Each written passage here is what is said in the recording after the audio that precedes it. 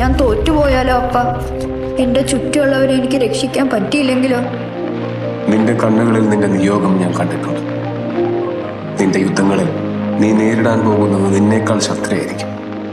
പക്ഷെ അവർക്ക് മുമ്പിൽ നീ തോൽക്കില്ല. അവരെ ജയിക്കാനുള്ള കരുത്ത് നിന്റെ ഉള്ളിൽ നിന്ന് വരും.